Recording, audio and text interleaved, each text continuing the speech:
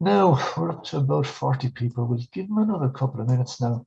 Um, just by way of introduction, this is the second phase of this, what we're calling the solar Meitheal. Now, anybody who doesn't have the a few words in Irish, Meitheal, what it means is just it's a term for, it's more of an agricultural term, people working together, a work group would say. And this is the idea of what we're doing this evening, is the second round of getting a group of people to get photovoltaics done together, basically. Things always happen a bit better. It's a different dynamic. And also, when you're going talking to suppliers and to installers, it's always better to be 30 people looking for a price, or 30 people looking for something to be done correctly, rather than just each individual going. So that's, there's a benefit in terms of actually getting things done. That's one of the major replies that I got back when I asked the people who were in the first wave. I said, what was the thing you thought was best about it? And a good number of them said, we were thinking about doing solar for a long time. We wanted to do it, and it just wasn't happening. And because of the solar Meitheal, because of the wave one, we got it done. And that was one of the things, because when you work as a group, it does help things to move along. And also, I suppose what I'm providing is just a bit of apart from the coordination, just my background, I'm an electronic engineer and I have a master's in renewable energy systems. So I'll just provide a bit of information. The idea is that I'm supposed to be the honest broker between the people that want to get the installations done and the people who actually do the installation, the suppliers. So I'm working for you. I'm not working for the installers and the suppliers. Okay.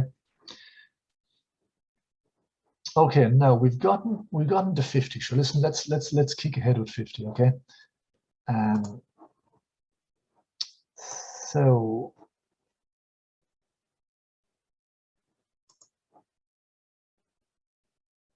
Okay, now I'll just leave my screen like that. I think it should be clear enough. I used a fairly big font, so it makes it easier for skipping through it. Okay.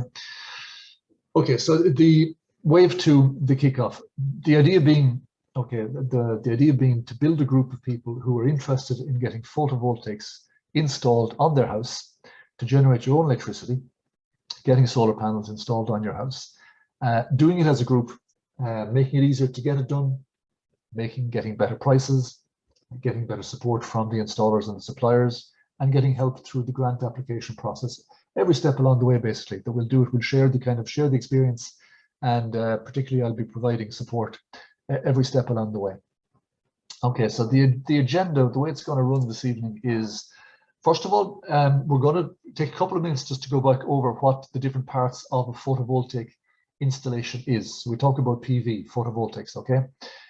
So that you understand what is involved, because it's not so commonplace that you see them all over the place. It's not so commonplace that everybody knows somebody who has a photovoltaic installation. So we'll look at the technology first of all, so that you understand, if you do go forward, what will be happening in your house.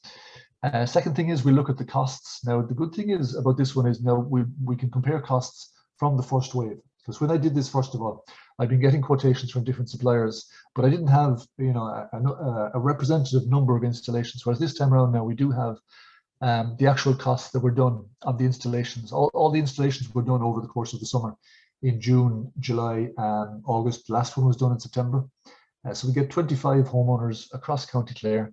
I have a map that I'll show there in this. Actually, let me throw it up there now. That's a map of County Clare. So every place you see the sun, that's where we got one of our installations done. Now, since we're okay, I'm gonna throw a question out to you. Okay, we'll just look for answers in the chat. If someone was to say, where is the best place to put a solar installation in County Clare? Where do you think? Any ideas where you think the sunniest part of County Clare is? Now, I'm afraid there's no spot prizes. I'm just asking the question. If anybody has, if you can stick up any ideas in the chat, if somebody claims that they're in the sunniest part of Clare. Okay, we have a candidate here for Loophead. I think somebody has been stealing the notes. I think Susan Griffin, Limerick Border, going far away. Any south-facing hills? Okay. The sunniest place in County Clare, if you go according to the kind of the scientific database that give you all this information, and the sunniest place, there we go now, Moyasta, Loophead, that's the spot.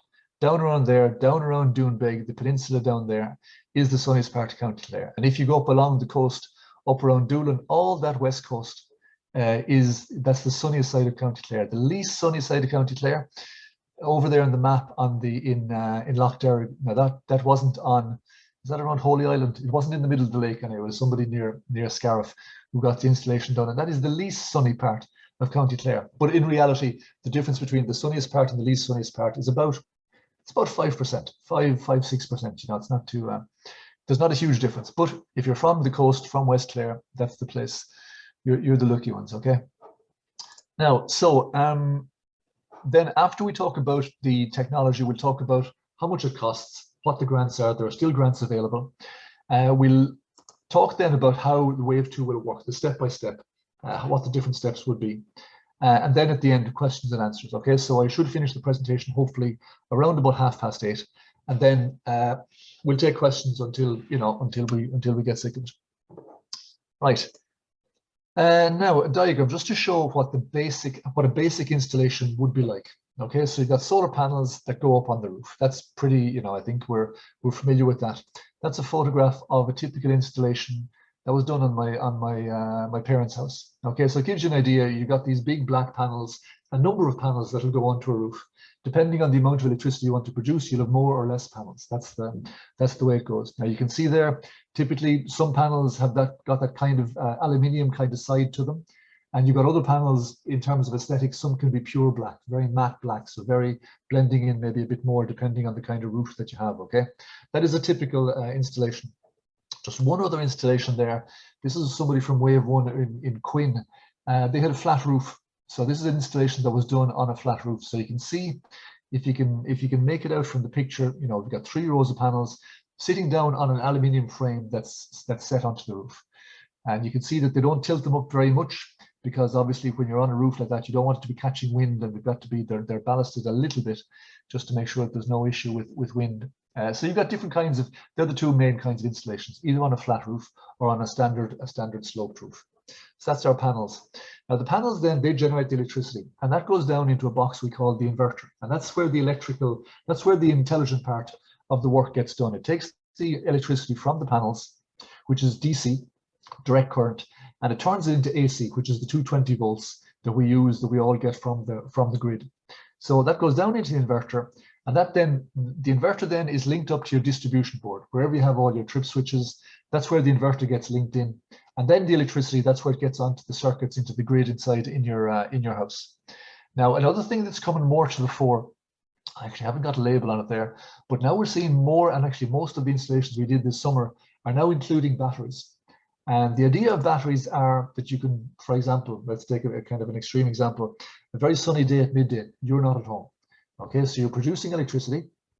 If you have a battery, it'll store that electricity, and you can use the electricity when you come home in the evening. Okay, if you don't have a battery, in that case, the electricity is going to go back out onto the grid. And at the moment, it'll be given away for free. But I have a slide later on we'll talk about. Towards the end of the year, there's going to be what we call a feed-in tariff, where anything that you give onto the grid that you don't use yourself, you'll actually get paid. Now the price, not exactly sure yet, but it's coming in. It's coming in by the end of the year. So there's those 2 things there. That's your inverter and your battery. So the battery's for storage, which can mean you can use your electricity at night. You can use it in the morning. You know, it gives you more of a possibility of using a higher proportion of the electricity you use yourself. Because in terms of the value, now obviously there's a number of reasons for getting a photovoltaic installation, but if we do talk in terms of payback, in terms of how it can make sense to you, because, you know, there's no point people spending money for purely foolish reasons. The best thing to do is to use as much of the electricity you generate yourself, meaning that you're, instead of taking a unit from the grid, you're taking a unit from your own electricity, be it from the battery or directly produced, and that's saving you around 20 cents for every unit. So that's the best thing you can do. That's why batteries, and also the price of batteries has come down quite significantly in the last 4 or 5 years. And it's gotten to the stage now where it does actually make sense for relatively small scale installations that you can, that it makes sense. Now, let me see, I think I have a question there, do I? From, someone raised their hand for a question, or am I? Tony Whelan, do you have a question there, Tony? I saw your hand was up. Now, prices, I see price of batteries. Okay. Question from Anne, the price of batteries. Well, I'll be giving the prices on the overall systems, okay? If you want to get details on individual parts of it, I can talk to you separately outside the presentation.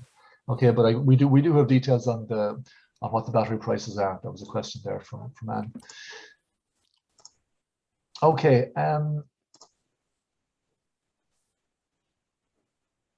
No, sorry, let me move this back over here. Okay, so that's the basics of your photovoltaic system. Panels on the roof, the inverter someplace inside in the house, and the battery will be inside the house as well. Some people put them in the attic. More and more, the inverters and the batteries are looking like domestic appliances. They're looking like those white, like a fridge or a white box appliance. So it'll go in a corner, it'll go in the entrance lobby or something like that, you know. They're making them prettier, basically. Instead of looking like something like an electrician's dream, it's looking like something you might actually like to have in your house. So that goes inside your house. Typically, in terms of size, the inverter is about the size of, let me see, we'll take the example of a carry-on suitcase. You know, imagine if you're going on a flight, the kind of suitcase that you bring into the put up in the luggage rack. It's about that size, and that's the typical size for an inverter and for a typical size battery for domestic installation. Okay. Now, Michael O'Donoghue, the panels on the flat roof as efficient as the sloped roof. The perfect installation is on a sloped roof, perfectly facing south. Anytime you go off that, you lose a little bit of efficiency, but it's not actually that bad. It's not that bad. I have a slide at the end that I'll show you on that. And you can see, even if you're going about 45% off south, or if you're going a completely flat roof, in the worst case scenario, you're losing about 15% of the potential electricity. So it's not, you know, even if you don't have the perfect installation, like we saw lots of installations that weren't perfectly south and with a perfectly sloped roof, and you're losing, you know, like 15%, I would say max, if you're going to almost east facing or west facing roofs, you know. Okay, Chris Exton, how long do the batteries last now? The battery technologies are improving dramatically. What they give in terms of the guarantee is they'll give you a number of cycles on the guarantee, and the number of cycles typically is about 10 to 12 years is what they'll guarantee. It's like electric cars. They'll say that you'll be able to do a certain number of kilometers or a certain number of cycles. They'll guarantee that. And typically it works out, like I say, about 10 to 12 years, something like that. Depending as well on the way you use your batteries, you can actually, there's ways of using them so that they'll last longer. You can actually manage your system in certain ways. And that comes into when you dimension your batteries as well to make them last longer. Okay, is the typical battery and inverter inside the house silent? Yes, I would say. There may be a slight hum of the inverter at times. The battery itself is definitely silent. The inverter, it's not like it definitely isn't a permanent noise. You know, like in a fridge in the kitchen, if you've got a highly efficient fridge, every so often there may be a little hum that comes on. It'd be something similar to that with an inverter, okay? Now, let's just get just a little bit of terminology in terms of photovoltaic systems, okay? Well, actually, before terminology, first thing there, when the sun shines, the photovoltaic panels produce electricity. That's just to answer one question, because sometimes people say, can I use it with my heat pump for heating my house? And the fact is that over the course of the year, if we look at this chart here, this shows you your electricity. Now this is from my father's house, yeah. A 3 kilowatt system. So you can see all of the electricity, well, 80% of your electricity has been generated between March and October. And 80% of your heating requirement is from November to February. So it doesn't really match up in terms of trying to heat your house. Even if you have an electric heat pump, it'll generate some of the electricity, but it doesn't match up. Like if you look at, I think I have another one there, this chart here. In red, you can see the usage. You know, this is for a normal house, even without a heat pump. If you had a heat pump in January, February, November, December, that would be far higher. So it doesn't really match there's about 6 months of the year, 5-6 months of the year where it doesn't match. But then over the 6 months from mid-spring to mid-autumn, that's where it matches up really, really well. Okay, where's my, up here. Now, when we talk about the size of an installation, because the idea going forward from tonight is I'm hoping to give you enough information so that you feel a little bit more comfortable about what photovoltaics are. And the next step after that will be to think about what size and what kind of installation you'd get yourself. And the size of an installation is measured in kilowatts, okay, kWs. That's the term we'll see going around here. So when we talk about a 3 kilowatt system, that means in perfect conditions, it will produce 3 kilowatts or 3,000 watts.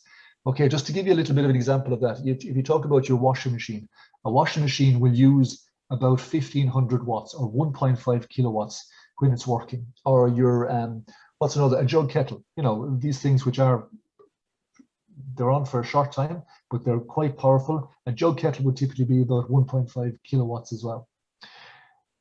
Okay, now, so what we say there, yeah, in 1 hour, if you had sunlight on your 3 kilowatt system, perfect sunlight, it'll produce 3 kilowatt hours. Now, kilowatt hours then, that's what's a unit of electricity. So you measure the size of your installation in kilowatts, and you measure the amount of electricity it can produce in kilowatt hours. Okay, so a kilowatt hour is the same as a unit of electricity.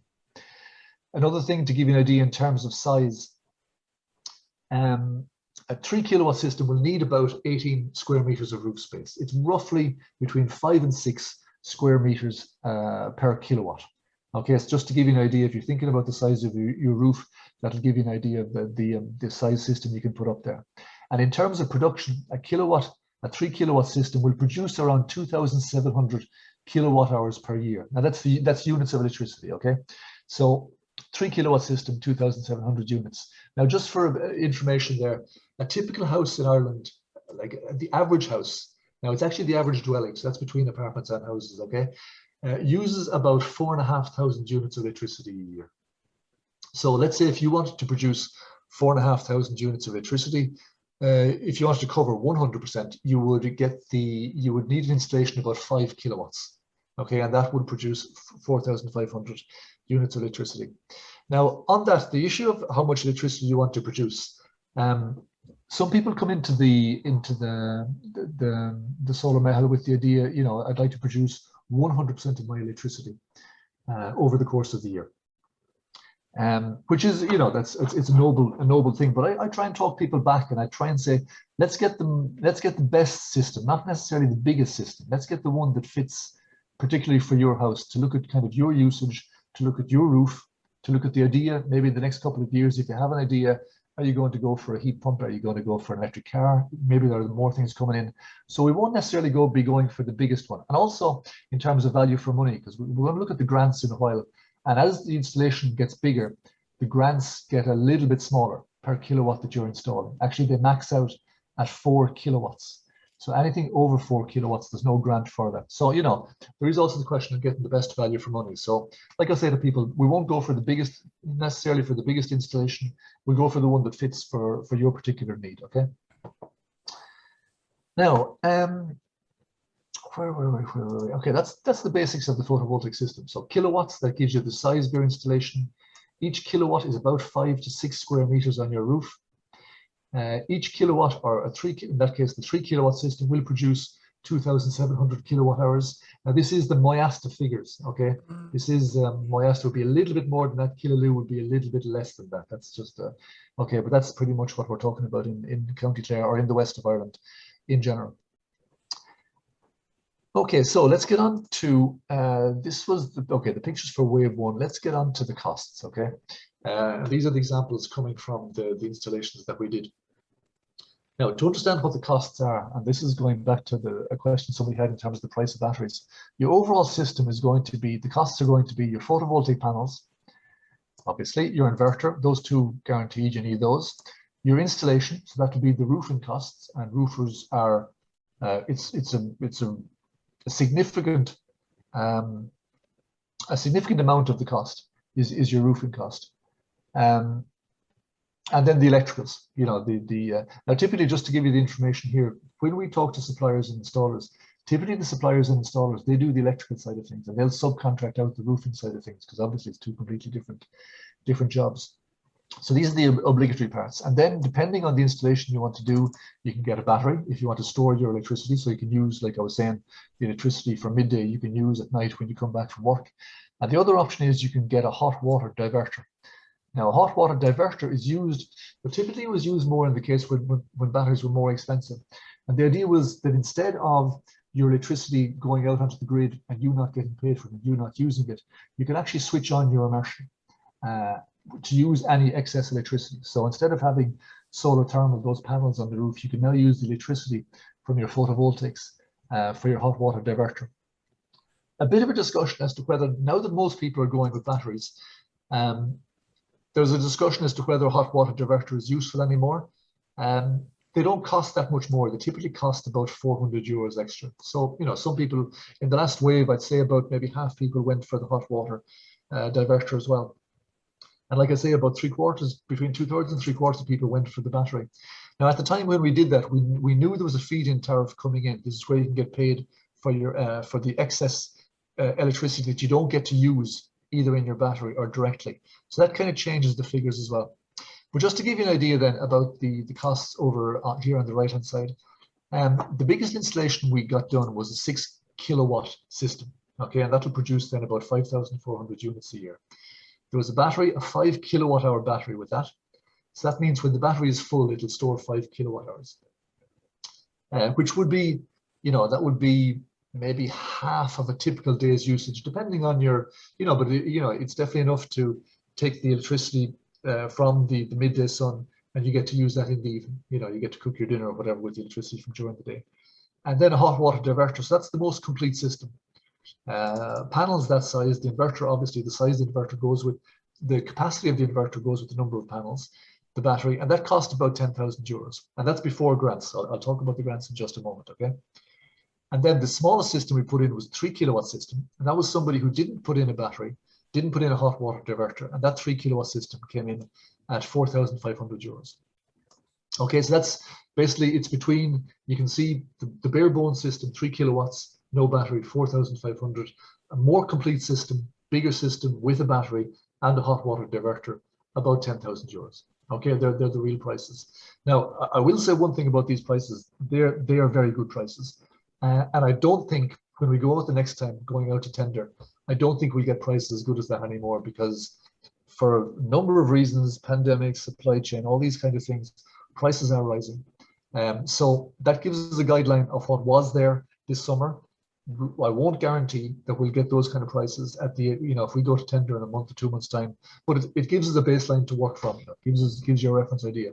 And I will say one thing, another reason that people, one of the things that came back is that a number of the people that were in wave one had already gotten quotes from other installers. And when they shared the quotes for other installers, I can tell you there's some installers who are, well, I suppose like in every industry, there will be a small percentage that will chance their arm, and that will, costs wise, that's was a long way from 6 kilowatt systems I've seen them being installed for 18,000, 20,000 euros.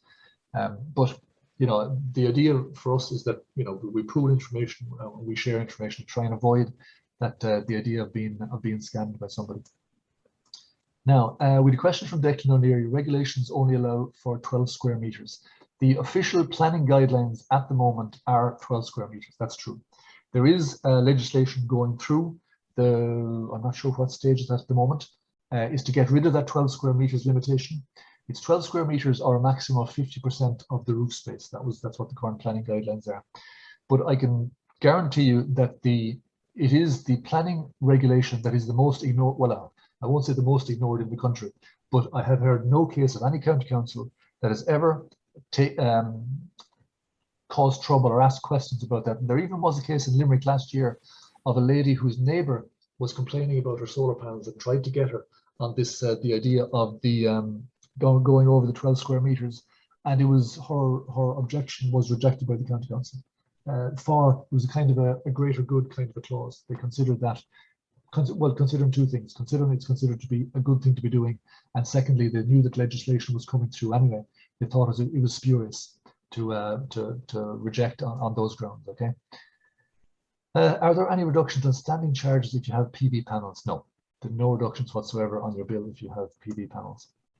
Okay, the one thing that is coming in now, I was talking to one of the electricity suppliers during the week, and there seems to be a notion that what we talked about, the feed-in tariff, which I'll look at in the next slide, the different suppliers are probably going to start offering different feed-in tariffs. Like the government is going to bring in a minimum feed-in tariff. And then what we're going to see is the different electricity suppliers will start offering a little bit more or some little bit of a difference, something to differentiate themselves. It'll become another sales argument for the suppliers. Okay, okay, let's move on to the next one. Now, this is our costs, right? Now let's look at that's the bad news. Let's look at the good news, okay, the grants. We still have grants available from SEI for photovoltaic systems. Now, people are saying that, okay, when the feed-in tariff comes in, then maybe the grants will go or disappear. At the moment, there's no news, there's no idea of the grants disappearing.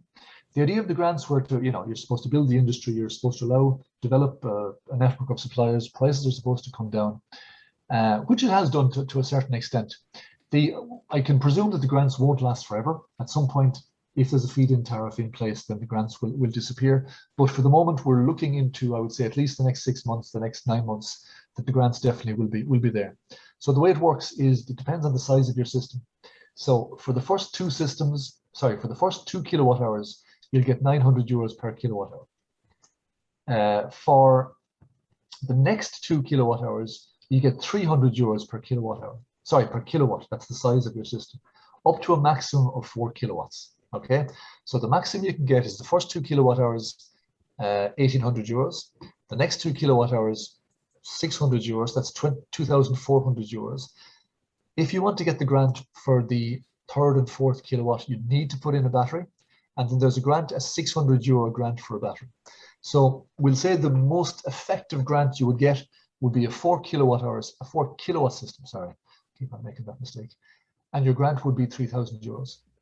Okay, so the maximum grant you can get is 3,000 euros. So if we look over there, if we look back at our system, our 10,000 euro system for 6 kilowatts, you'd be getting a 3,000 euro grant for that. So that would end up costing you out of pocket 7,000 euros. But you do need just one thing on this. The way the SI systems work is you pay all the money first, and then you get the grant back. So in terms of financing, if you're getting a loan for this, you'd be getting a loan for the full amount, and then 3,000 euros of it would be paid back quickly. Now, I actually made a mistake there because I was saying in the smaller system, which is the 4,500 euro system, I only took off, that should be 2, so it goes from 4,500 down to 2,700 euros. Okay, after your grant, to give you an idea of the way that works out. Now, this link here, I'll be sharing this presentation. I'll be sending it out by email to you afterwards. Okay, so you'll have that link which will bring you onto the SEI page, which explains about the grants and that. Obviously, there are conditions for getting the grants.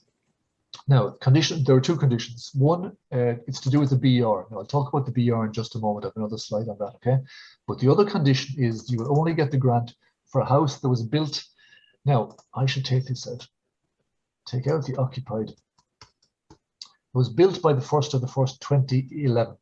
Now, when we say built, that means that you got your NPRN number for your electricity meter. That's what's taken as the idea of the house being occupied. Okay, so if your house is built after that, you can't get a grant. That's the way it is. Now, with that said, in the last group of 25, we had 4 or 5 people who didn't get a grant. They went for different. Okay, they didn't qualify for the grant, but they still said, yeah, it'll do. Particularly in the smaller end of the systems, we had a number of people who went for 3 kilowatt systems, 4 kilowatt systems, because basically, I suppose, to be honest, the price is actually still pretty reasonable.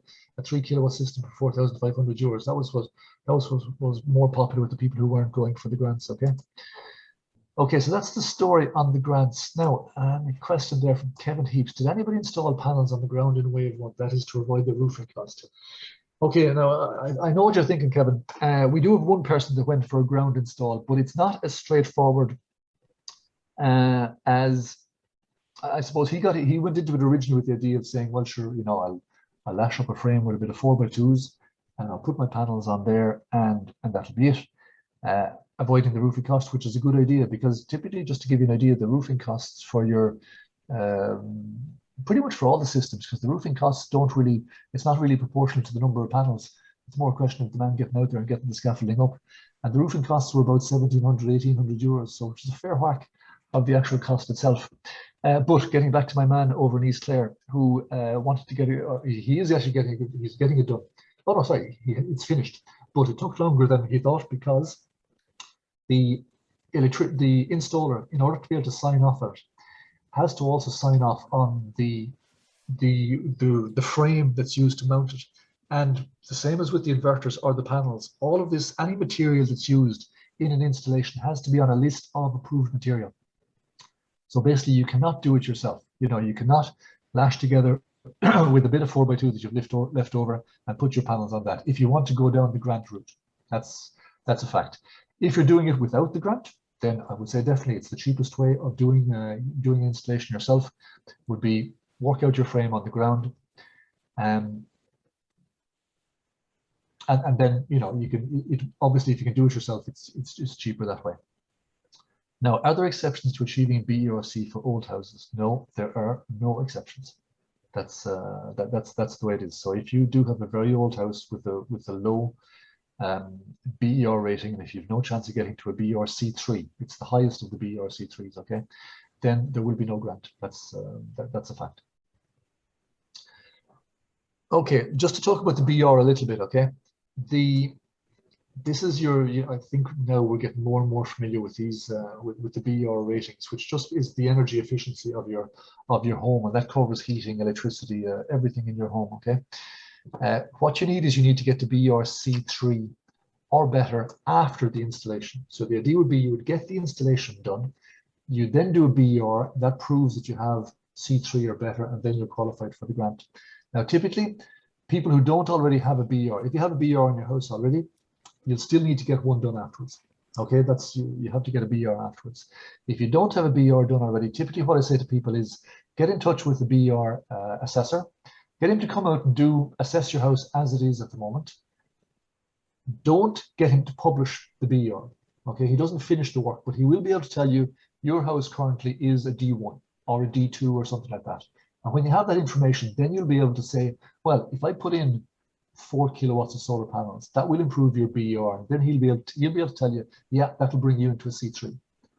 And then after you get the installation done, that's when he finalizes it. He includes the solar panels then in the BER, and then you get you pay once. You don't need to pay for 2 BERs in this process. Okay. Roughly in terms of costs, now this is not to be taken as Bible, but costs are around the 350 euros, depending on the size, the complexity of your house. But they're the kind of prices that I'm seeing from the BER side of things. Okay. Now let me see. Okay, let me skip on because we'll get on to probably more questions. Okay, there's more. Yes, there is the feed-in tariff. I was saying that the idea of the feed-in tariff is whatever electricity you produce but don't get to use, now, either because you don't have a battery or because your battery is full. And then once the battery is full, and if you're not using the electricity, it goes out onto the grid. The feed-in tariff will pay you for that exported electricity. Eamon Ryan was on, he's been mentioned it a couple of times over the last few weeks. By the end of the year is what's been said. Now, it was supposed to be in by the 1st of July. There was problems, not so much in the legislation side of things, but with the grid operator. So it's looking, the end of the year is what's being promised now. The details are not clear yet, or the conditions, but what we're hearing is around 12 cents a kilowatt hour. Okay, which is a pretty decent price. I think that was, the industry was saying, or in general, people were saying, well, if we got 10 cents, 11 cents, that'll be, we can work with that. There is value. You're getting some value from your electricity there. So 12 cents is a decent price. And also another thing that's included there is that that's indexed to, that was very clear in the consultation process they did, but that would be indexed to the to inflation, to the rate of inflation. So that 12 cents will be going to 12.1 or 12.2 over time, and that will be limited to either 15 or 20 years. I'm not sure which, but it's a it's a relatively long period. Okay. Okay, so just over here on the right hand side, I did a simple calculation just again for the payback side of things. So when we're taking a 3 kilowatt system, which produces 2,700 euros a year, so if we take it that, let's say in the case that you're using 2/3 of the electricity and you're exporting 1/3 of the electricity, right? That's just the example I took there. So your 1,800 kilowatt hours there, each one of those is saving you 20 cents. Now, taking that as a loose figure, roughly the cost of, with your Electric Ireland or SSE or whoever. Now, obviously, we know what direction the price of the unit of electricity is going, so that figure there improves, if you will. But for the sake of this example, 1,800 units, that would be saving you 360 euros, okay? And then the 900 left over, you'll be getting 12 cents per unit for that. I'm not sure it's going to be either taken off your bill or whether there'll be an annual payment. The actual rate of work is not clear yet. but that would be about 108 euros per year. So you'd be, we'll say, earning for your 3 kilowatt system, you'd be earning the equivalent of 468 euros a year. And that was in an example of a system that cost 4,500 euros for somebody who wasn't getting a grant. Okay, so you can, you know, if you want to do, that is, what are we talking about, 11% or something like that, return. So it is definitely in terms of, there is a payback, you know, we won't guarantee it. It's not a system where, you know, it's not a money-making racket, but it's also, you know, it's nice to be able to do something good that'll actually pay for itself as well. You know, it's a kind of a double warm and fuzzy feeling. Okay, so that's in terms of, we looked at the grants, we looked at the feed-in tariff. Okay, last thing is how we're going to work this out from now on. Okay, the way it's going to work. So first thing is, any of you who are listening and anybody else that you know who's interested in this and anybody else I'll be meeting over the next couple of weeks, I want to get expressions of interest from people on this form. Now, let me just open up the form. And actually, if you want to go ahead and open it up and check that it's working on your side as well, that would be cool.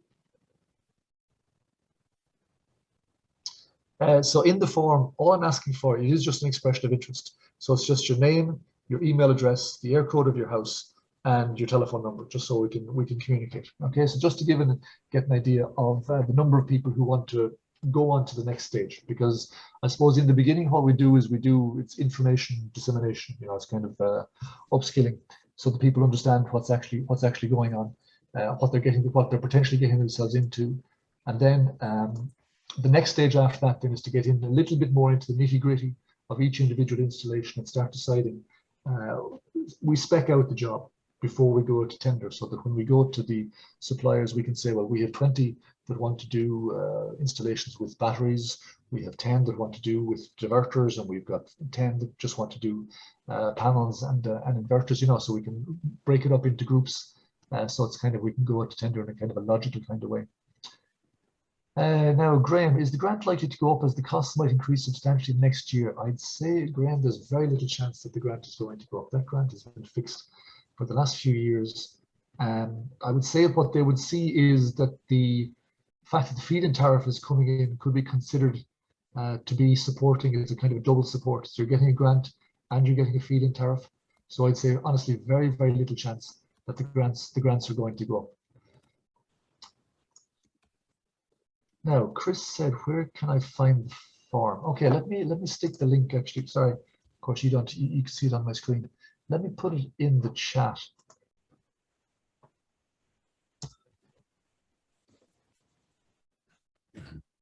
Okay, can you see that link now in the chat?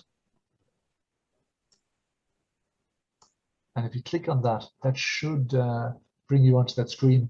And like I say, it's really just an expression of interest, name, email, air code, and telephone number. Okay, Catherine's not seeing the link. Meet hosts and panelists. Okay, sorry. Again, send it to everyone.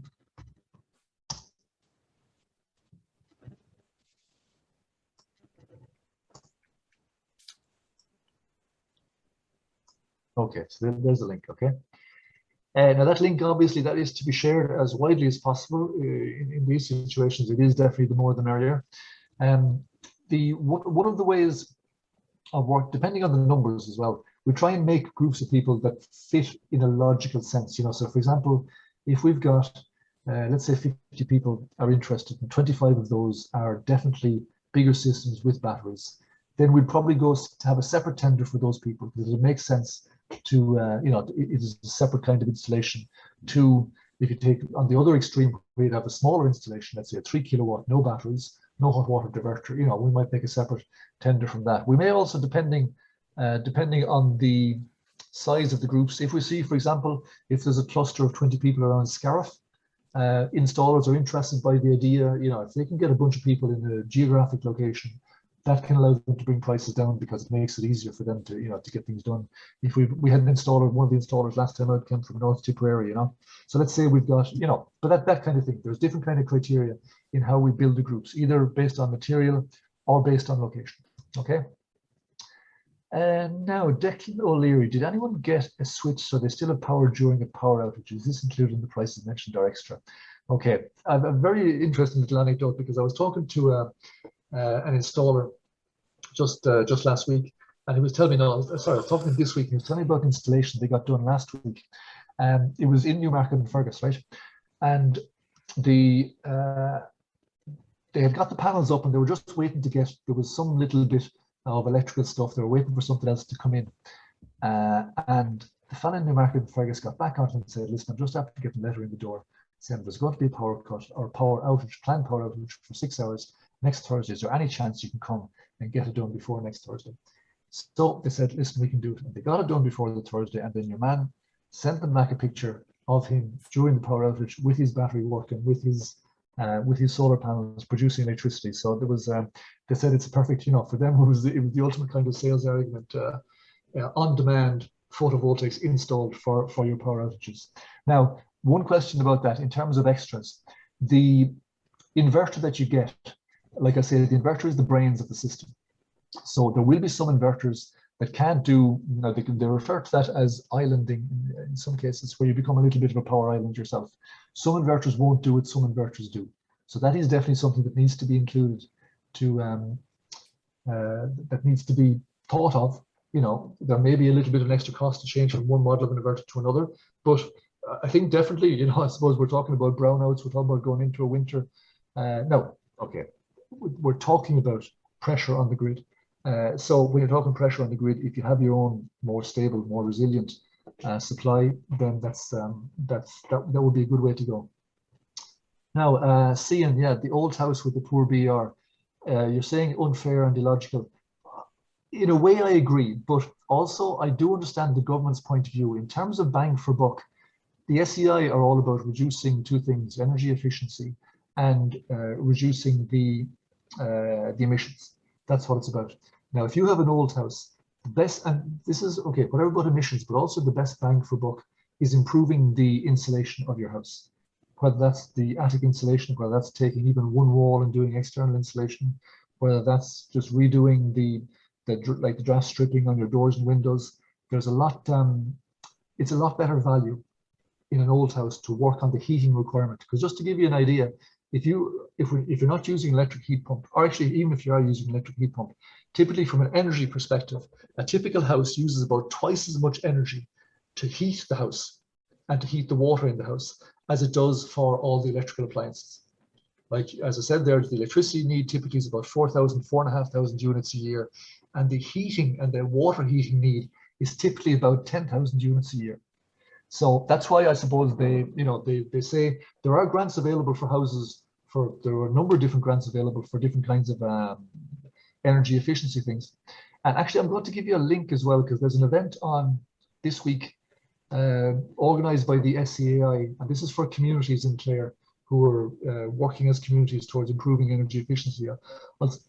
I'll stick that link up in just a moment, okay? How long can the energy be stored in the battery?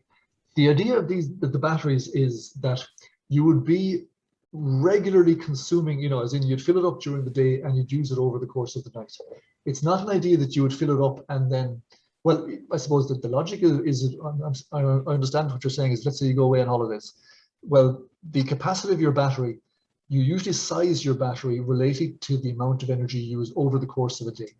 So the only real use you'll get from your battery is from the previous day or the current day's electricity production. It won't be, you wouldn't size your battery to be able to store 2 weeks of electricity. Purely from a cost perspective, it wouldn't make sense. Unless, obviously, if this was something, if there was a particular reason that you needed a very resilient supply for, maybe you've got a workshop or something like that, and you need a large amount of electricity. But typically, on a standard domestic installation, you'd be talking about the battery would store enough electricity for a day of usage. Okay. Now, is there a standard panel inverter that has a low switching interference, i.e. electrical noise? I suppose that's a question to look at the specs of the inverters themselves, because they will give all the in terms of dBs, they will give the details on that. So that's definitely something that could be included when you're going out to tender or when you're talking to an installer. Okay. Let me see. Are the panels German made or Chinese made? This is from Colette. The majority of panels are made in China. That's a fact. Even if they're coming from European or American companies, most are made in China. There are still panels that are made in Germany. There are still panels that are made in Eastern Europe. I know that Slovakia has a number. Q-Cells has produces panels out there. That can be, again, it's a question when you go to the installer. If you say, well, I for whatever reason, I do not want Chinese panels. Give me options for other panels. The installers, they work with different wholesalers, and that can be an option. Okay, but the fact is that China is making, I would say, 90% of the panels in the world at the moment. The funny thing is the price differential between Chinese panels and European panels is not that huge. You're probably talking about 15%, 20% maybe of a difference. It's not a massive difference, but it's obviously enough to swing the market. Particularly when people are buying in huge quantities. They will the price will is more important. Okay, now let me see. I'll tell you. I'll come back to the questions in just a moment. Okay, so I think I have a little bit more on this slide. Okay, we saw the form. So I would like, if you're interested, even if you're still not sure whether you're going to go ahead with an installation or not, if you just want to keep in touch and see what's be invited to the next webinar and that, just stick in your details there, and that'll give us an idea, right? I'll get back to the questions in just a minute. Let me go back to my slide here because I want just to finish off, just to clarify a couple of things here. Now, so we get the second wave. We start as we move forward. It'll be, I suppose, the numbers will drop because there'll be some people for either for financing reasons or just for maybe getting some work done in your house, or maybe it's not the time to do it. So the numbers will be dropping. That's the way it goes. Once we have that list of people, then we'll do another webinar. I'll be talking to people who got specific questions individually to just to so that people get comfortable with what might be good for their particular house. The next step after that, once people are happy with the idea, everyone knows the size of their installation. They know if they want to go for a battery. They know if they want to go for a diverter. So we have the project's spec, we'll say. The next step after that is to go to the installers and start pricing. Now, the last time out, just to compare with wave 1 and wave 2, the last time out, what it was, we had the 25 people, and then I selected 5 or 6 installers, favoring mostly local installers, because my personal opinion is you're better off getting someone local to do the job, because like any job, something may need to be tweaked, something may trip, a trip switch, may go, somebody may need to call out.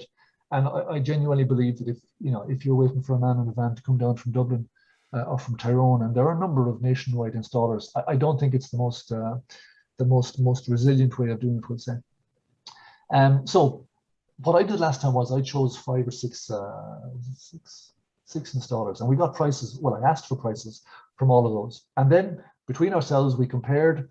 I went back to them again, like I kind of whittled it down to well, I think we had initially 6 and then down to 4, second round of information, and then whittled it down to 2, and then we broke it up into 2 jobs, because I think it's better to have at least 2 installers, keep a bit of pressure on each one, and also if you want to get it done in a particular time frame.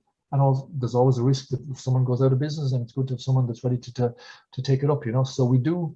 The last time we said we'd go for a minimum of 2 installers, and that was done as a group. But I had reduced the number of installers in the beginning.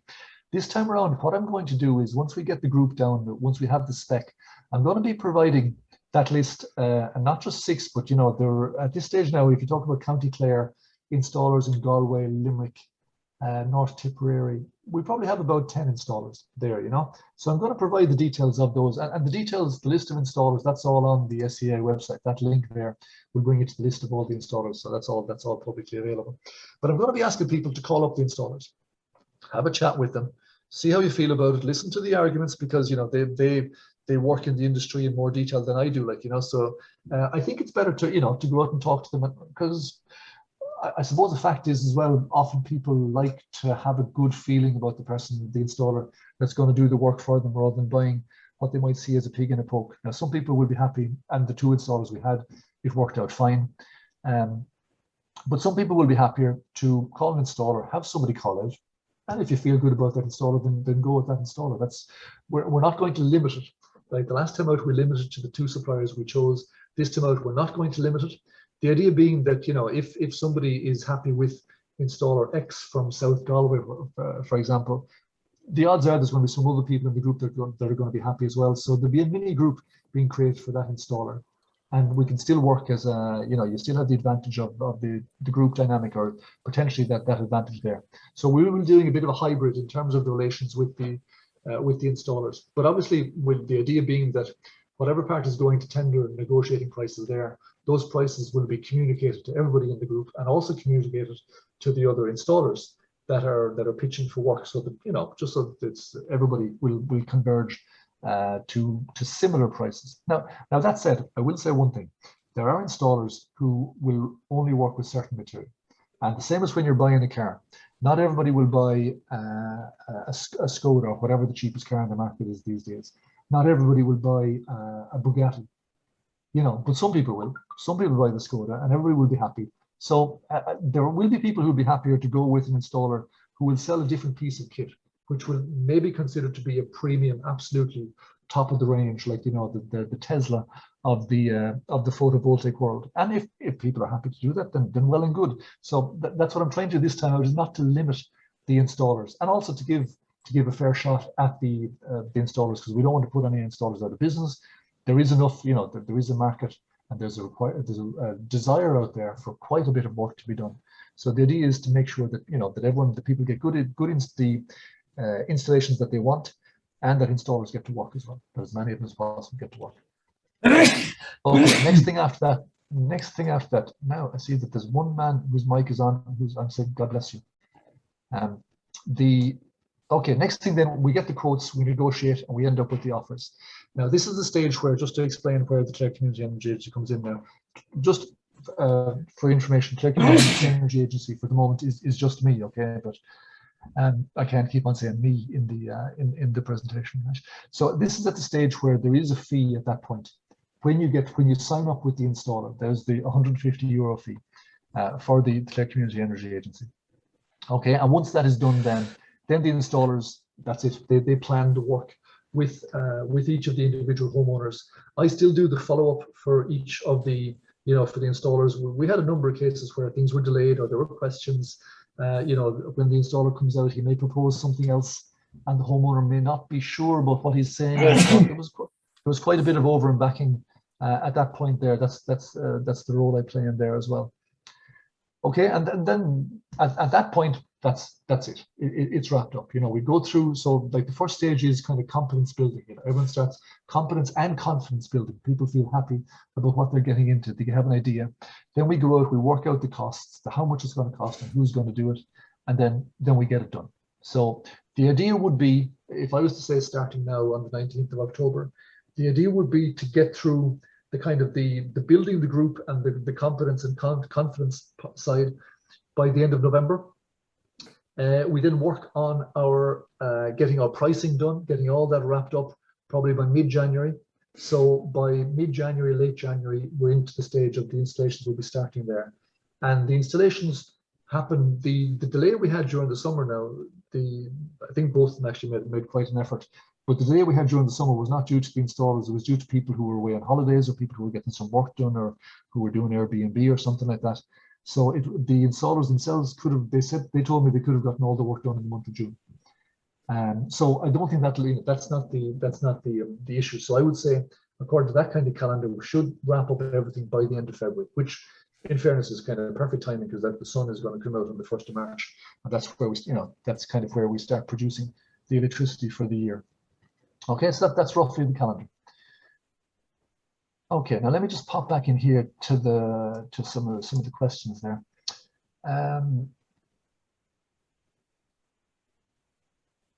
Now, okay, Finula. Slide 6, fairly not clear for air-to-water solutions. It's not good for an air-to-water solution if your goal is to heat your house in the pits of winter. That's a fact. Nobody can tell you anything different. One thing I can do is, for the air-to-water heating systems, often they do the domestic hot water as well, which means they'll be used all during the year for providing your hot water. And in that case, then you would be able to use that. Your solar electricity could be used for the hot water side of things. And you can see as well, just going back, let me just throw that up there again for the annual spread of your production.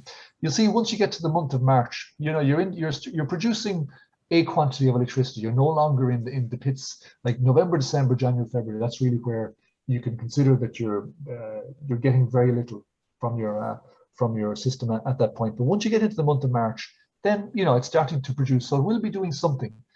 Or let's just say there's more of a guarantee that the electricity you produce in March, April, or in September, October will be used completely within your house by the heat pump and by whatever else you're doing, without necessarily using your batteries that much.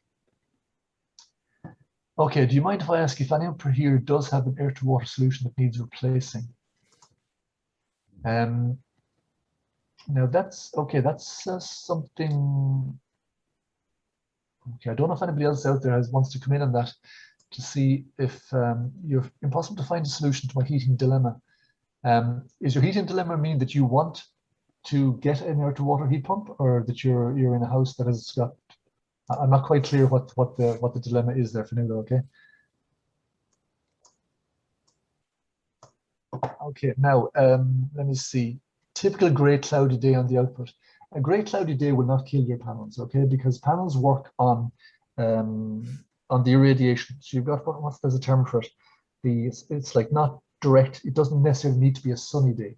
It's not the luminosity. I can't think of the term. But if you can have cloudy days in Ireland that are still quite bright, and your panels will produce. They won't produce as much as on a directly sunny day, but you don't need sunshine. You don't need direct sunshine for it, okay? And that's the figures I was showing there. These are like that installation there is an installation in Ina, and Ina is supposed to be the wettest parish in County Clare. So there's it's not, clouds are not a killer, okay? Now, Peter, if your system is producing, say, 2.5 K and you put on a 3 kilowatt system, does 2.5 come and 5 from the grid? Yeah, that's exactly what happens. It will use if the load in your house is greater than what's being currently used, currently coming from your panels, then the electricity from your panels gets priority. It's a question of the inverter managing. My understanding is it manages the voltage so that you could say the electricity from your panels or from the inverter is more attractive to your domestic circuit than the grid. So it will use everything coming from the panels or from the battery in that case, and then whatever else you need will come from the grid. So it mixes. You can mix at a given time. You can have some electricity coming from your panels, you could have some coming from your battery, and you could have some coming from the grid. That is quite possible.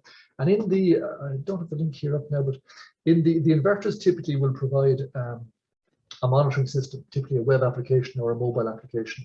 And the ones I've seen are very good in that you can see in real time, how much is being used in your house and where exactly is that coming from. How much is coming from the grid? How much is coming from the battery? How much is coming from your panels? It's a very, it's a very visual system. It's very good. So it's not an either or. It's it's a mix. Okay. Now, Donna Reardon, Wave won't fit a heat storage battery. Now, you're talking thermal storage. No, there were all the technology being used is lithium iron phosphate. Which is this kind of standard for domestic size installations now. It's just a quick word on that. The lithium iron phosphate compared to the lithium ion, the couple of advantages of it, it's far more secure. There is that risk for lithium ion batteries that if you puncture a lithium ion cell, you can have a temperature runaway and you can get, there is a risk of fire if it's not, like for example, cars are managed properly, things are managed properly, but lithium iron phosphate doesn't have that risk. It's a far more stable chemistry. And what's the other thing? The other thing is it doesn't have cobalt. So the issue of the rare earth metals is not an issue in the lithium iron phosphate.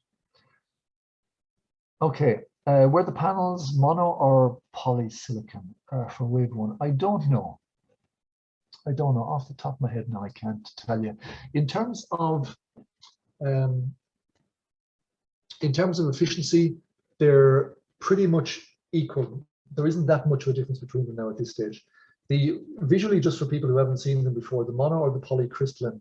The polycrystalline are the ones that if you look at it closely, it looks as though it's kind of broken glass, whereas the mono is a much more uniform kind of an appearance to it. So some people, from an aesthetic point of view, let me show you that picture. I think you'll see that on my, if you can't see it there, but the picture there on my father's house, that's polycrystalline. And if you get up close, you can see there's a little bit of a kind of the broken windscreen kind of an effect. But you need to look at it close to see that. Okay, Catherine, what was the time frame for the previous wave from the stage to the installations? Okay, the previous one, we did the very first webinar, which was a much broader webinar about microgeneration in February. And we started the first one, getting the group together at the end of March. And then we started the first installations in the middle of June. So that's a similar kind of a time frame I'm looking at now. I'm saying if we take this as the kickoff point tonight, although we are focusing very much on photovoltaics, that it's a focused project, that we will be going to tender by December. We'd have chosen the suppliers, installers by mid-January, end of January, and the installation would start in February. That's what I'll be looking at.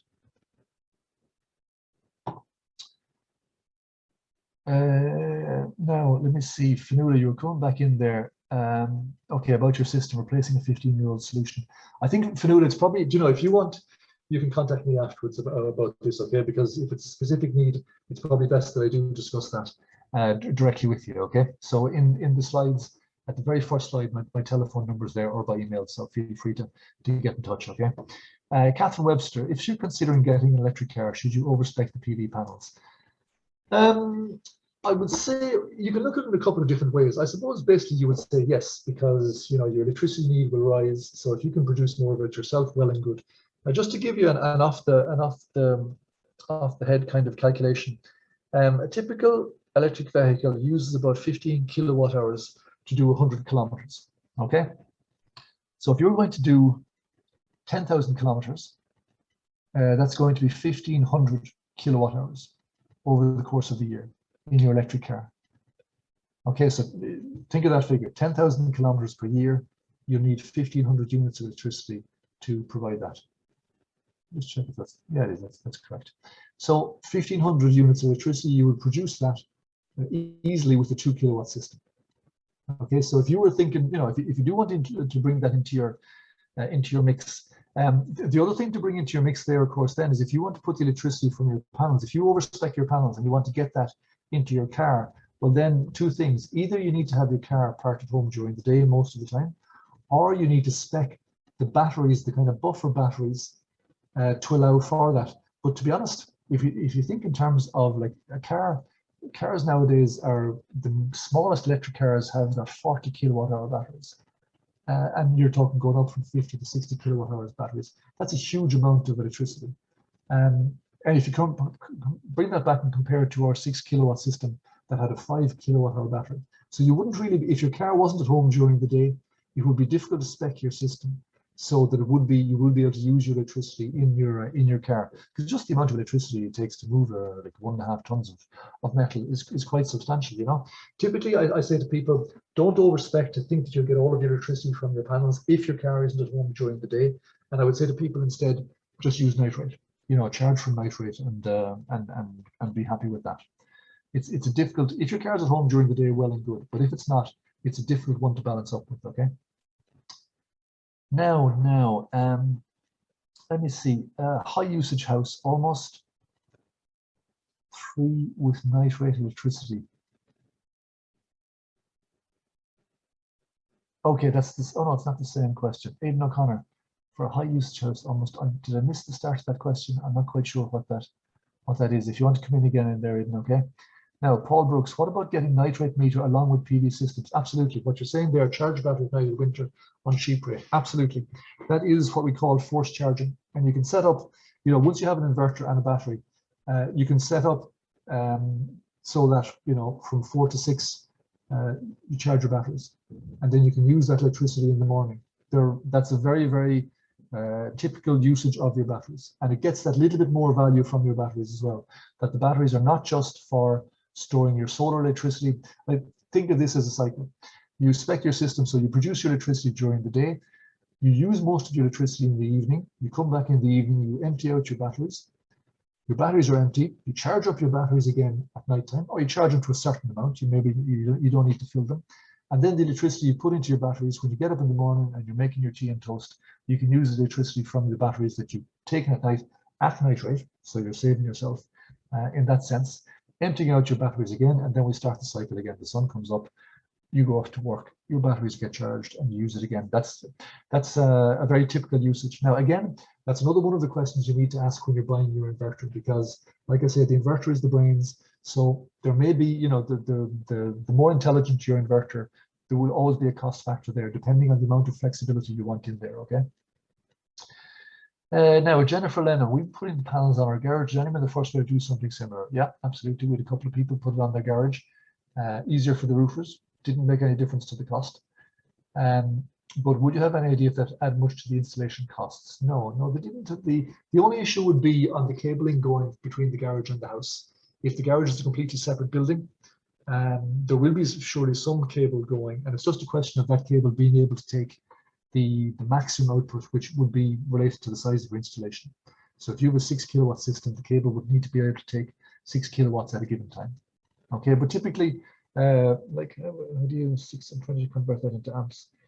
6 kilowatts is 30 amps, something about that. Yeah. So an electrician will be able to tell you if the wiring is good or not. If the wiring is not good, now in both the cases we've had, the wiring was fine. If the wiring is not good, then you'd have to see about pulling another cable. Now, whether you go overhead wire or whether you have a duct that it can be pulled through. So there will be something about that. But that has been done, putting things on garage. Okay, high usage house, almost 3 times the average with night rate electricity with a larger system with no battery would be better. So if you're talking 13, well, obviously if you've got a higher usage, then a larger system, depending on the proportion that you're trying to get from it. With no battery be better. But obviously, okay, higher usage, definitely use night rate electricity. No battery, honestly, if you're putting in a solar system, if you're at home during the day and if you're sure you're using all the electricity being produced, then don't worry about a battery. But if that's not the case, then that's what the battery is used for. So I do think more and more batteries, it depends on the size of your battery, obviously, but it's what makes the sizing of your battery is what makes it more suitable or more makes it fit better to the actual to the specific case. Okay, but it's something to look at, you know, in how we size things out. Now, can you use the battery? Can you use the car as your battery? Sadly, you can't yet. Now, that's not at all a technical problem. They call this vehicle to grid. At the moment, just car manufacturers and also the grid are not allowing you to dump electricity from your car, either to use it in your own house or to sell it onto the grid. It's something, logically, it'll have to come, because when you think about it, you know, the number of electric car sales is rising pretty rapidly. All of those cars are like 60 kilowatt hour batteries out there, huge storage potential. So the idea of a car being connected up to the grid and being able to be controlled, because those things basically are rolling batteries and computers. That's what they are. So the idea is you'd be able to, the grid operator would be able to say, okay, the 5,000 cars plugged in Clare at the moment here, give me 2 kilowatts each, and that'll level out my grid. You know, that you would have to say that this, it would have to make sense that will come down the line, but it's not there yet. Okay, Michael Keating, is there an advantage of using roof installation instead of ground installation? There's no advantage in terms of the efficiency of your system. It makes no difference whatsoever. It all depends on the size of your garden. It all depends on your house. You know, there's a number of different factors to come in there. But in terms of advantage, no. What we did see in terms of the cost advantage, if you're going down the grant route, there is no cost advantage putting it on the ground, because if you're going down the grant route, all DIY is taken out of the equation. Okay, so that's just the way it is. Another thing I would say, actually, there's one other profile, and we did do this with two people. No, with one person, I didn't count them in the 25, and they just wanted to buy material and install it themselves. They weren't worried about the grant. They weren't worried about anything else. They were going to do everything. They just wanted to buy material. And we did put them in touch with a wholesaler. We facilitated that. So if there's anybody out there who's thinking of doing things themselves, stick with us. If we can get a group together, there's one wholesaler in County Clare. There's 2 in Dublin that I know of. So you can stick with the group, and we can work that as a Meitheal as well. Okay. No, I can see what Kevin Heaps is just saying. Yeah, some people, I think by default, for some reason, when people are asking questions, it's only going to the hosts and panelists, and that's only me. So if you can change that so that it goes to everybody by default, okay? If there are any more questions out there. Okay, now, sorry, getting through a few more. Don, house insurance companies increase cost of insurance, extra fire risk. Is there an electric isolator to turn off the panels? There's always an electric isolator to turn off the panels. That's just standard safety procedure. House insurance, what I've seen, what people do is they inform their insurance company that they've installed panels. And I haven't had any cases of any questions being asked or premiums increasing or anything in that sense. It's a standard, you know, it's an electric installation by certified installers. Everything is signed off on. It's the same as getting like you talk about getting electric or air to water heat pumps installed. They're large electrical systems. Photovoltaic system is a large electrical system, so there isn't an impact, but you do need to just declare it, just to to notify that it has been done. Okay. Extra fire risk, to be honest, I do know. Okay, I won't say that I've never heard of any cases. I have heard of cases where there were issues to do with solar panels, always to do with shoddy workmanship. Now, any of those were, this is going back 15 years, where I saw a couple of cases like that. It's not something I've seen recently. I think the quality of the installers, because when back in, when did we say the first wave?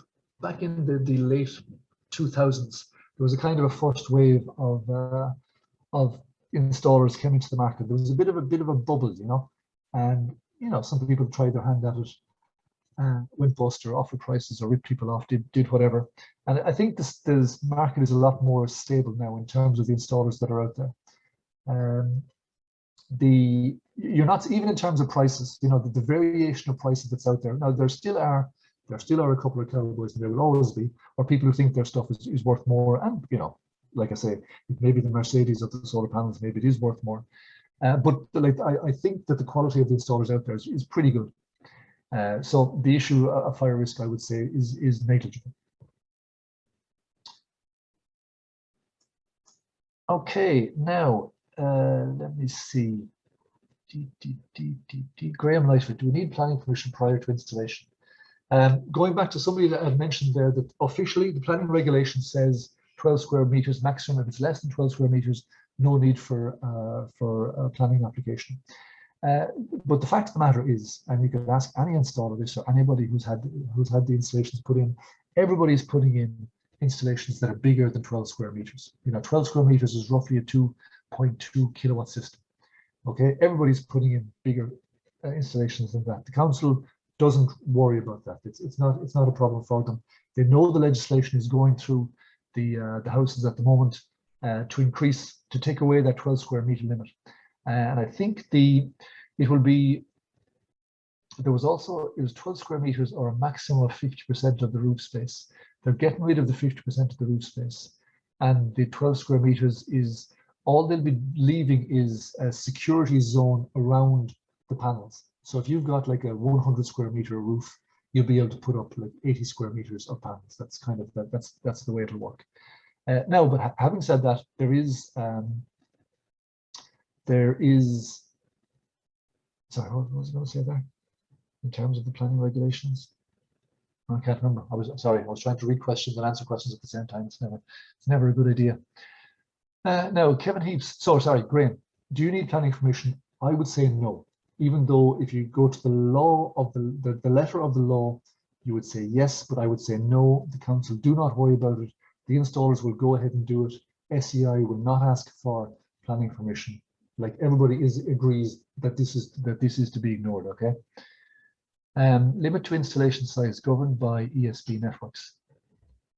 There is, I think, for domestic installations, there's a limit of 11 kilowatts. There's something in I can't, off the top of my head now, I can't think of it, but on the ESB network site, I'll find the site. There is a limit, and I think it's 11 kilowatts for single phase. Now, we're talking domestic, so the vast majority of people are on single phase. So I think 11 kilowatts is the maximum size.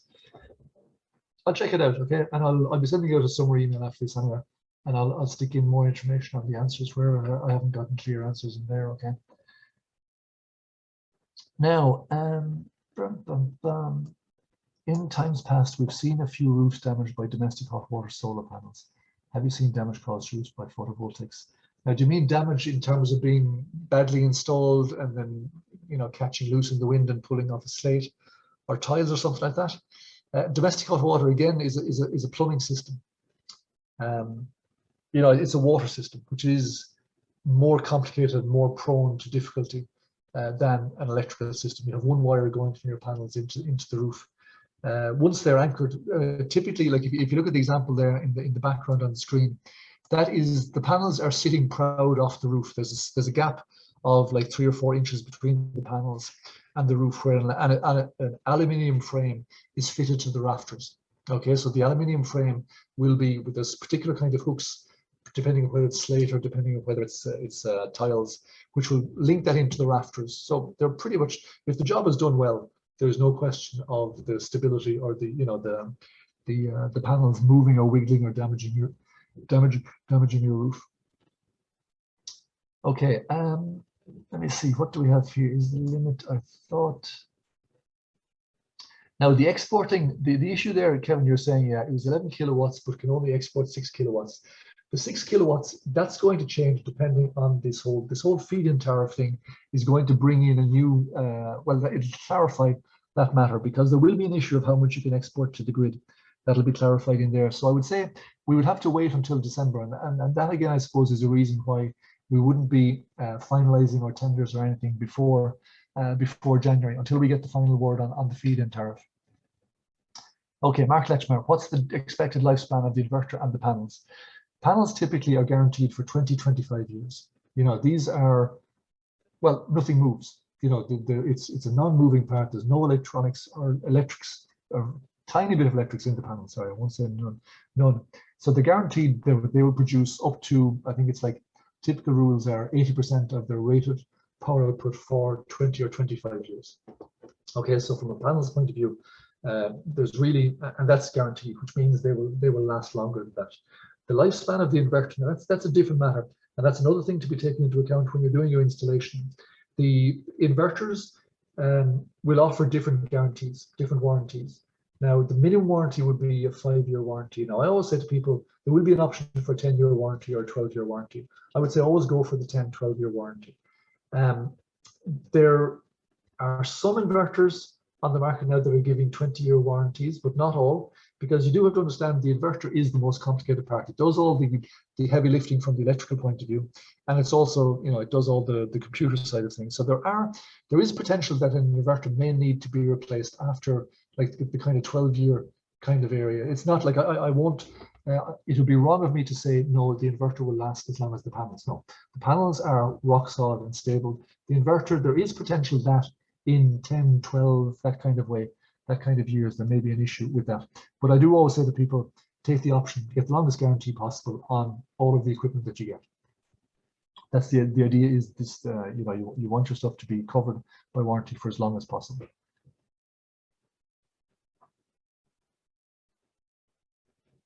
Okay, now let me see, is there anybody I missed about the installation? Okay, what are we doing? 20 past 9. Okay, well, listen, with lots of questions there, lots of good questions. Now, as I say, I suppose the next step is, you know, if there's something here you found interesting, I'd like you to give an expression of interest, so that we'll start to narrow down and focus down the conversation after this. Anybody can get in touch with me. You'll have my details, well, you have my email address already. So you can get in touch with you if you have any questions, or give me a call. That's no problem. And then we'll work forward, you know, we'll work forward nice and handy, and get people who are ready to go at the, you know, within the next 3 months, we'll say. That's the kind of time frame we're looking at. Sorry, there is one other thing that I should mention, and I'm going to bring this back. I've forgotten it now, and I want to make sure this is clear. In terms of grants, SCAI, you know, the grant systems they don't go for simplicity, let's say. Well, no, but there's reasons, I suppose, behind what they do as well. In our case here, if you're getting a solar photovoltaic system put in, you need to get your BR to a C3 or better after the installation, right? Now, if at the same time, if right now you were thinking to yourself, I would like to get an electric heat pump put in. And there are different grants for electric heat pumps, and we will be doing a Meitheal on the electric heat pumps towards the end of the year as well. But if you're thinking about that, one of the conditions for getting the grant when you're putting in an electric heat pump is you do need to increase your BER rating. It needs to get to a B2 after getting the heat pump put in, and it needs to improve by a minimum of 100 kilowatt hours.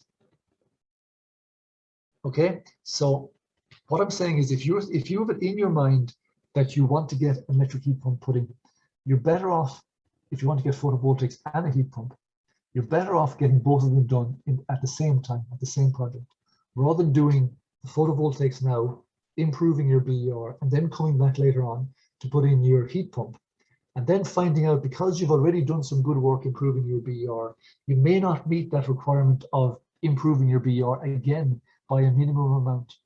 Okay, now it's a little bit, this is something that's come in just recently. This wasn't in place 4 months ago.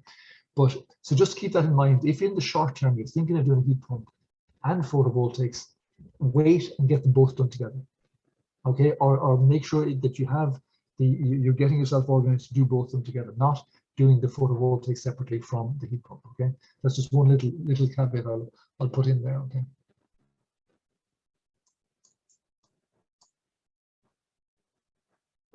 Now, okay, I think we've gone through a lot of questions there, which is good, and they were all good questions. So next time out, the thing will be, I'll share the video of this, I'll share the recording, I'll share the presentation. So in the presentation, you have all the links to the different places in SCI, you have the links to the installers and all that. I'd appreciate that if you're interested. I suppose the next step to expressing your interest is to register in that Google form that was sent out, just so we start building up the groups of people that are interested, and we can start that conversation. Like once you've expressed interest, that's where I'll start maybe speaking individually with you to see what's you know, how we'll work with your particular requirement. Okay, and then take it that there will be another webinar probably in 2 weeks' time. Okay, that's the idea, that we'll move on kind of in steps of 2 weeks. In the meantime, for those of you who are interested in going forward, I would recommend start dragging out your electricity bills, or if you have a supplier online that can show you your annual usage, just so you get an idea of what your electricity usage is.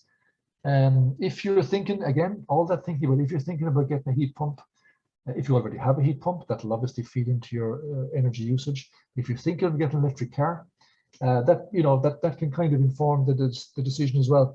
One thing about the Wave 1, when I spec the systems with the people, I was being conservative. I was saying, yeah, that's a good system. That's, no need to go beyond that.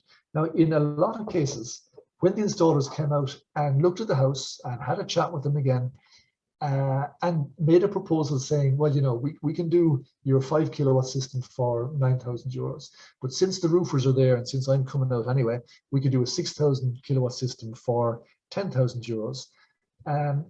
And a number of people went with that. So they went with bigger systems than I expected initially, because in terms of value for money, one installation is the way to go. It's not doing an installation now and then another extending your installation in 2 weeks' time when you've bought your car or whatever. But obviously you don't want to overspec it as well at the moment. So it's there's a little bit of a balancing act and a little bit of discussion there. But I suppose what's coming from that is, what I'm saying is, a lot of people, we spec them together, we're happy with the size of that. When the installer comes out and meets you, has a look at your house and has a little bit of a chat with you, the spec may change then. Some people may go for the hot water diverter who weren't before. They may go for a bigger battery. They may go for bigger installation. That could happen. So nothing is completely written in stone. It's flexible in terms of the spec of the systems.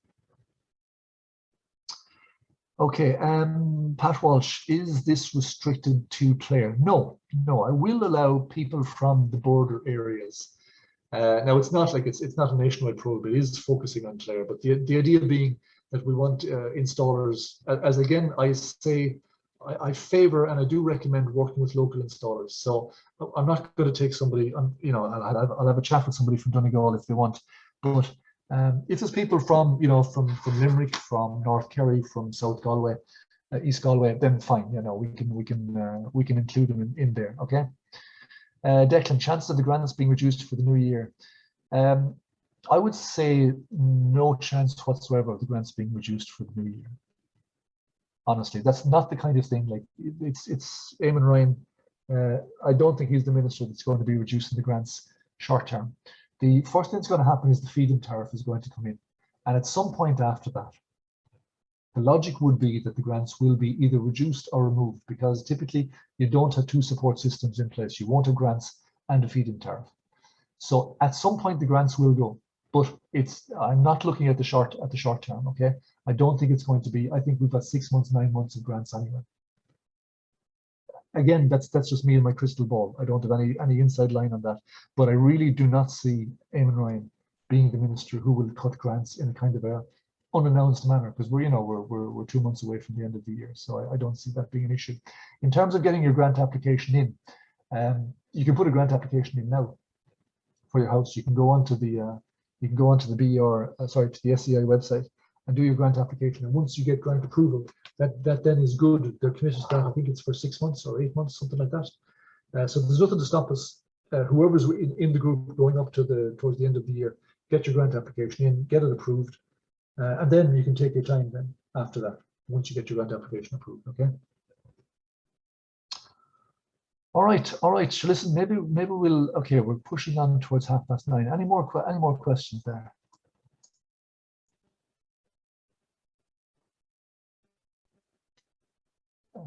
Okay, if there are no more questions, listen, I hope you've gotten some useful information. I hope this is what you wanted to hear and that it's possible. We can get it done by installers locally. The prices that we had in the last wave were very good. Like I say, I think there will be a slight increase in prices. I don't know to what extent this time out, but it does give us some idea of where we're working from. The grants are still there. The feed-in tariff is coming in. I don't think I'd be going too far to say this is probably the trifecta time. Well, no, actually, no, the trifecta time would have been in the last wave, because they'll get the feed-in tariff as well, okay? All right, so listen, let's leave it at that then. I'm sure people have other things to do than listen to this. 4 point, Dara, if you want to, I'll communicate that price to you, Dara. Okay, 4.6 kilowatt. Off the top of my head, I don't have the figures right in front of me, but I'll put it into the answer. Okay, it'll be a 4.6 kilowatt with the battery. That would have to include a battery for the grant. Okay. All right, so I'll send you out an email with the link to the video, with the presentation, with answers to the questions I didn't get done, and we'll take it on from there. Okay. Thank you very much then.